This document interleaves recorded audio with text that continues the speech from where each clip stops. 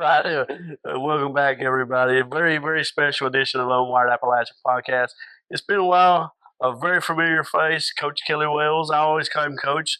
I guess the more appropriate term will be Sport Athletics Director Kelly Wells now for Morehead. Well, Coach, great to see you. How's everything been going since you've left Pikeville, I guess? yeah, thanks for coming. Number one, everybody still calls me Coach. There's no Mister. There's no doctor. As long as I'm on this side of the earth, I'm going to be called Coach. So I'm thankful for that. But really excited about the new role. I figured out a way to be busier than I've ever been my entire life. But certainly, it's a passionate, busy, and a place that I'm just truly dear to my heart and an alum from here. So do miss all the fine folks in Pikeville and that area, but still try to get back as much as we can. But certainly, I'm thrilled to be back in Morehead State and representing the Eagles. Yeah, well, it seems like since you got here, a lot of good stuff is happening. I know you're one of these guys. Ever since I've known you, just good enough is not good enough for you. How have you approached this since day one? I know you want to come in and make things better. How do you keep doing that season to season, sport to sport, and what motivates you to keep doing that? Because I know you always want to win at everything, whether it's throwing quarters or whatever you can do, you want to win. Just talk about how important that is to get Morehead, really good consistently across the board, and how to keep improving on everything. Well, probably rely a lot on my coaching background. So, like as a coach, you're very process oriented, and winning only takes place because you're doing a lot of things right. So, like I think trying to get our processes exactly right is important. Every sport here is critically important to what we're trying to do. Some are scholarships, some are not. Some are NCAA, some are not. So, like trying to say that like everything's on the even keel would be naive for people. Yeah. But certainly everything is very important. We won 26 national championships in cheerleading. We're a front porch of our university is men's and women's basketball. It's just always been part of it. So we're trying to grow all of those things.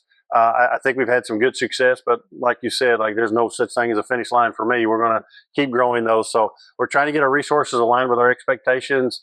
But success is critically important here, and our student athletes are the main driver of all the things we do. And I think we had 350 kids of our 450 receive some kind of an academic accolade this year. So that we've got a lot of things going right, but we've still got some things we've got to continue to grow and continue to get better at. Yeah, I know when you first got here, you were coming from an NAIA background. What's the smile? There's got to be differences, but what are some of the main differences you had to adapt to going from that NAIA level to this D1 level? Is it just more red tape to get involved with? I mean, just some of those challenges, I guess. Yeah, levels plus institutions are all different. So the way Morehead State operates versus the way UPIKE operates versus NAIA versus NCAA, there's a lot of differences in there. I tell people all the time, too, there's a whole lot of similarities. Like in this world of the transfer market and the portal, we've had an NAIA young man was player of the year in our conference. So like there's a lot more similarities than differences. Now, budgets are different, resources are different, staffing is different, offerings of sports. Like we're not an enrollment driver, Morehead State, we're a competitive driver. Morehead State, where the NAIA level is probably a little bit of both of those. You try to be as competitive as you can and also grow your enrollment, where we're focused on trying to be successful and having a great student athlete experience. So some of those change, but we still operate on the family model. That's part of who we are. That's part of my DNA. Why we have compliance and we have budgets and we have all the things that are business related. Relationships are the things that matter to us most. Yes, and I know that's the basis that you did. Just talk about how important it is to have staffers and coaches to rely, because I got to see that when you were at UPIKE. Obviously, I know you bring that with you here. How important is that to give hire a good staff and then rely on them and let them do their work, and maybe not overstep in some of those things. It's almost like running a school building. So like the principal's job is a lot easier when his teachers are great. So like that's kind of what I've tried to align here. And nobody calls me boss here. Like I'm a partner to them. So I tell them all the time, there's going to be days you're super glad I was a coach. There's also going to be days where you're not going to be so glad I was a coach, because I do know what's going on. But supporting them is important to me. The hiring process is extremely important. You got to get the right people. There is pressures to have success on all levels. That's community related, academics, and outputs on the fields and courts. So trying to find the right people is important, and then supporting them along the way, providing the resources they need to be successful, the human resource as well as the financial resource. So trying to balance those competing needs is tough. But I will say that we do a good job here of making sure the connecting points are good. Yeah, you mentioned the portal and stuff. I know when people hear this, they always nowadays that's a part of college college sports portal. How has that kind of changed? Some of these coaches' jobs, even your job with compliance and getting people eligible, and where do you go to the portal and how you do that? For people who don't know and maybe be interested in the portal stuff, like what's your perspective on it? And I guess the challenges it presents that maybe in years past when you're UPIKE, you didn't have to deal with those kind of things. Sure, retention is your biggest hurdle in all of that. So even on the kids' perspective, every time that they change an institution, that affects them academically. So like they're going to lose credits every time they transfer. Some things don't transfer. So you're pushing graduations back on all kids when you do that. So that's a hard part for me to understand why that's okay. I'm 100% in student rights. I think they have an opportunity, just like coaches, to move, go different places if they have opportunities. But it has made it challenging on retaining rosters and making sure there's some continuity. I'm glad our coaches are young, because as an older guy, like, it drives me insane to see all the kids leaving. For an example, men's basketball team, we're half and half. We have half returning, half new kids. Women's basketball, the entire roster is different. So all of that weighed in. There's probably some really goods to it. There's also some challenges, both on our side as well as the student side.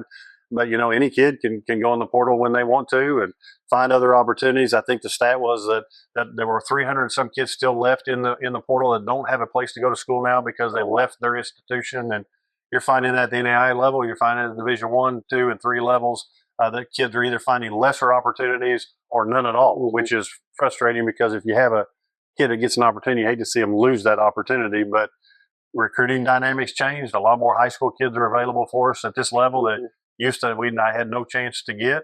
The transfer portal, you get a kid, plug and play, and you rock and roll. So that world has taken over the recruiting landscape. And the conversations at a Power 4 and a Power 5 are different than we have in the OVC. So trying to find your seat at the table during the portal is crazy, to be honest, because resources matter, money matters, and we won in the portal and we've lost in the portal. Yes. So I think the younger coaches, younger generation is used to it. Like I said, the old folks like me, it's probably a little bit harder. and how important is that? I think that's a trend you see a lot in college sports now. Is it because these guys might understand a little better? They might be coming freshly from playing a little bit more. I mean, why do you think that's trending that way, I guess? It's just access, and it's now become a normalcy. Yeah. 3 years ago, kind of unheard of, that people didn't know the rules, the expectations. Then you add the element of agents involved in it, which trickles down. Every level is going to have them.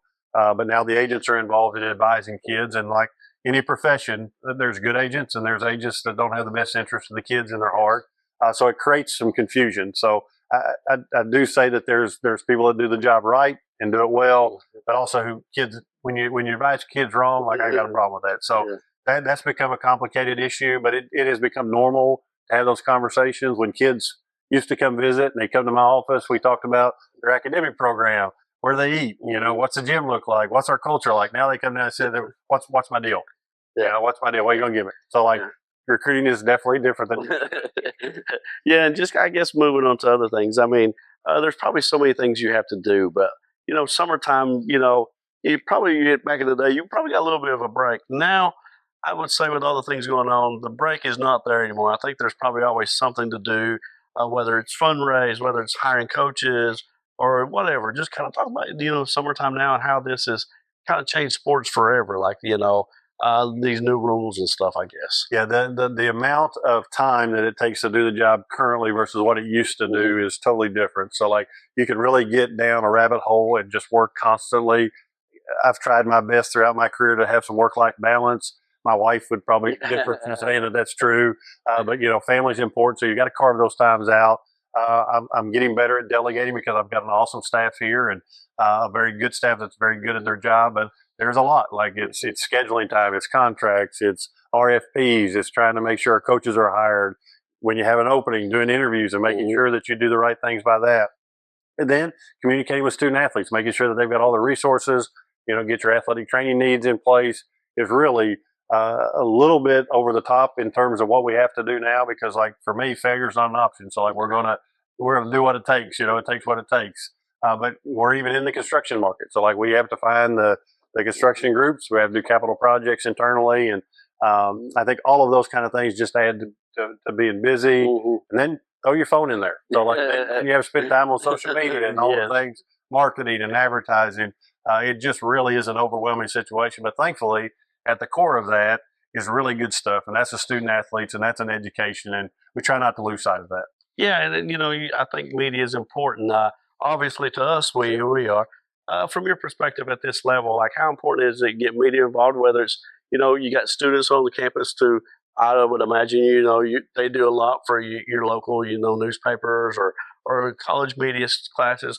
How important is that all the way around? I mean, I know an institution like this, y'all want to get the name out and promote it as much as possible.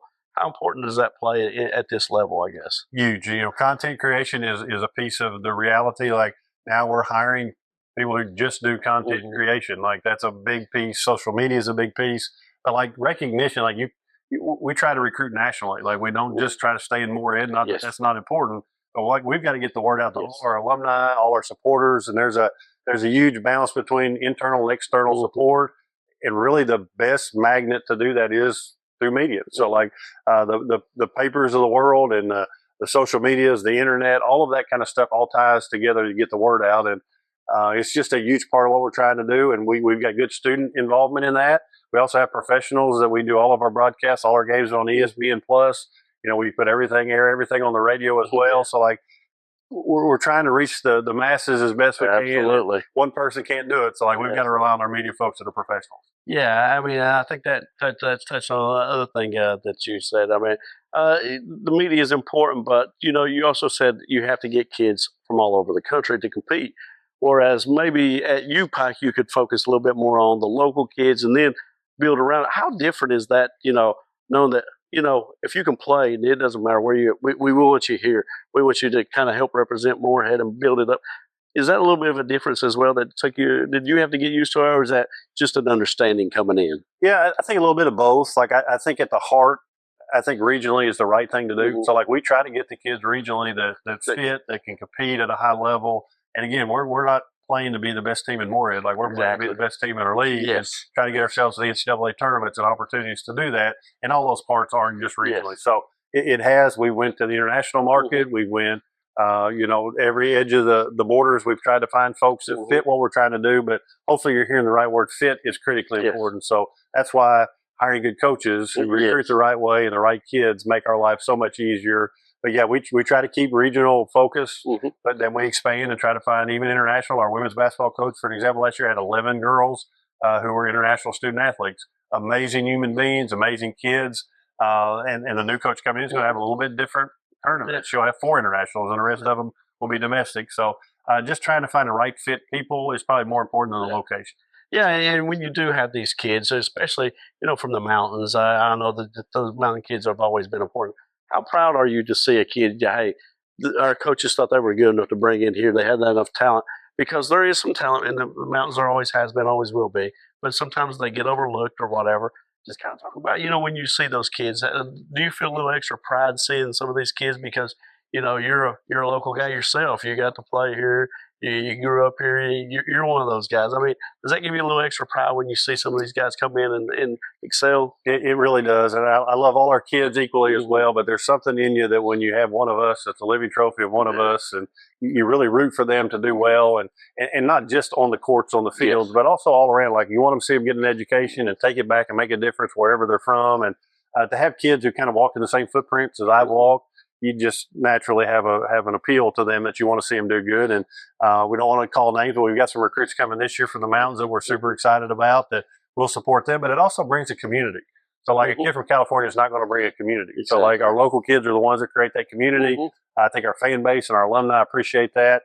And it just makes, diversity comes to our campus through athletics. So like having good diversity is important to us. And certainly the local flavor is something you have to have the right diversity. Yeah, and speaking of that too, a lot of the students are from Eastern Kentucky. Does that also play into a part when you see that you see some of these local faces coming in, and kind of let them get behind these kids a little bit more? Or is that just if you're a Morehead State a player or whatever sport it is, the people are going to come and follow you either way? Or is it you see a little bit more of the local kids get a little bit more support from their students, I guess? Yeah, I think location obviously is a big part of that. And it's not just our athletic program, but our school's based on that. So to go to one of our SOAR events and see our kids coming from every different area that I've walked is is super exciting. It gives me a chance to connect with friends that we were raised with, that I coached with, that have kids now coming to school here. I do take a big point of pride in getting to greet them, and they may not ever play athletics ever, but to see them come to Morehead State, I'm as big a fan of our business department as a graduate as I am our athletic program. So there's no parts of this place that I'm not going to try to make good. So to see our kids and parents and alumni come back to this place, it does bring some extra pride to me. Yeah, and speaking of that, I mean, when you see the athletics excel, and you know that you kind of help lead that way, does that that pride kick in that way too? Because I mean, this university is part of you, I guess. I mean, it's got to be something that you take great pride in when you see success and the highs, even the lows. I would imagine, right? Yeah, it's a lot like coaching. Coaching has the ultimate highs when you're successful and you win, but it also has the bottom. Yes. So like it has the ultimate lows. I think I've leveled that out a little bit better in my career, but certainly to see good stuff happen for this place makes me extremely excited. The goal coming here was to improve, whatever that looked like, to find our best version of that. And when you see that moving in that direction, it is a humbling satisfaction to see good things happen, because the people here deserve it, or people in our region deserve it. This is an impactful place with worthwhile people. So like for me, to see the success come along with it is gratifying. But I also know that like just like we're doing right now, July 1 starts a new one. So like you don't know where one stops, the next one starts. And we're trying to do the same thing for this next group. Yeah, and speaking of that, once the calendar year rolls over, I mean, when we were coming in, we already saw cheerleaders, coming in. And just talk about, once that new calendar hits and the fall sports get ready to start, how crazy does it get, from the summer to actually day one, when whatever first, whether it's golf or football, whatever that first athletic event kicks off. It's exciting. You go through that spell of like when the season's over and you're winding down and you're exhausted and everything's after graduation, you kind of mellow down a little bit. Where now you see these new fresh faces and the kids are excited and nervous, all the things. You get that excitement back again. And, that first football game, family weekend, when we have it, like it's going to be exciting. People are going to be roaming everywhere. So that part of it is super cool. I think it keeps you young a little bit, keeps your emotions going.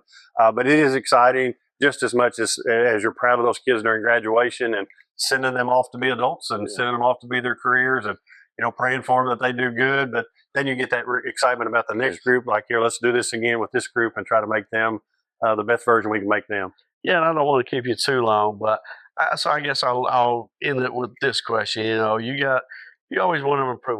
We've talked about that. It seems like no matter what you're doing, you want. But where do you want to see Morehead State grow in the next say 3 to 5 years? Like, where do you want to see this athletic department overall?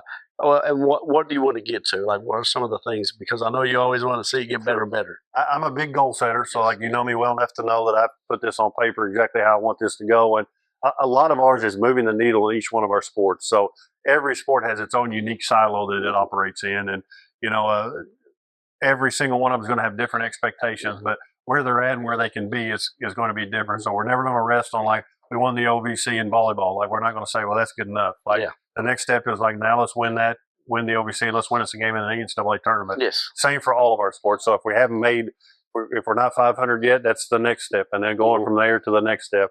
Always about our student athletes' academics. That's incredibly important. Our graduation rate is significant to us. Our percentage towards graduation is awesome here. Our kids are dedicated to that, but we're not going to forget about it. Like that's a part of the journey as well. So I want to see Morehead State, and this logo that you see right here, national. I want to see us in the NCAA tournaments. I want to see us competing and winning in those tournaments. But we still have some room to grow in that. So, but some of our sports are killing it and doing great, and then I've got to uplift the ones that are still growing. Yeah, and I guess a lot of people from Pikeville will be watching this. Hopefully, I know you still you contact a lot of friends back there. Just for everybody back home, I mean, I guess it's because we got a lot of people that went to Morehead. They're alumni. They still fall.